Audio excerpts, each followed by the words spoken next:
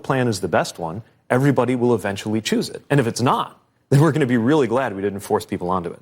We're running out of time, so I do want to flip to a different topic, which is the last Democratic presidential nominee, Hillary Clinton, appeared to suggest that one of your fellow campaign nominees or campaign hopefuls, Congresswoman Tulsi Gabbard, is a Russian asset. Take a listen to Hillary Clinton on David Plouffe's podcast. I'm not making any predictions, but I think they've got their eye on somebody who's currently in the Democratic primary and are grooming her to be the third-party candidate. She's the favorite of the Russians. They have a bunch of sites and bots and other ways of supporting her so far. And that's assuming Jill Stein will give it up, which she might not, because she's also a Russian asset. So Clinton's spokesman confirmed that she was talking about Tulsi Gabbard there. Gabbard fired back, calling Secretary Clinton the queen of warmongers, embodiment of corruption. It went on from there. I know you don't want to get in the middle of these two politicians fighting, but is it helpful to have the 2016 nominee suggesting that a congresswoman is a Russian asset? I'd prefer to have the conversation be about policy, about what we're going to do, and about how American lives are going to be different.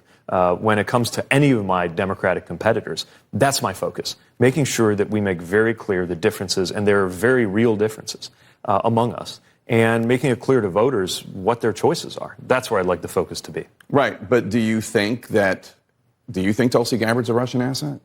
I don't know what the basis is for that. And, well, I don't either. What I consider her to be a competitor, somebody who I respect her service. I also have very different views than she does, especially on foreign policy. And I would prefer to have that argument in terms of policy, which is what we do at debates and what we're doing as we go forward. So when Donald Trump smears people, Democrats all stand up and say, you're smearing someone, stop it. Why don't Democrats do that to say that about Tulsi Gabbard? It seems like an obvious smear. I don't see any evidence she's a Russian asset. That seems like a wild accusation. Yeah, I think statements like that ought to be backed by evidence. I also think that our focus right now needs to be on the things that are actually undermining America. I mean, right now, we are being told to, quote, get over it when it comes to the mixing of domestic politics and foreign affairs. And the big issue today is not even whether this is happening. It's clear that it's happening. Even Republicans are being forced to admit that it's happening. The question is, will we or will we not actually get over it? See, the problem with corruption is it can happen anywhere.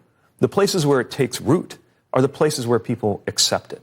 And the biggest question before the American people right now is, will we or will we not get over it? That problem is emanating not from anyone in the Democratic Party, but from the White House. An agile pivot from Mayor Pete Buttigieg. Thank you so much for being here. I appreciate it.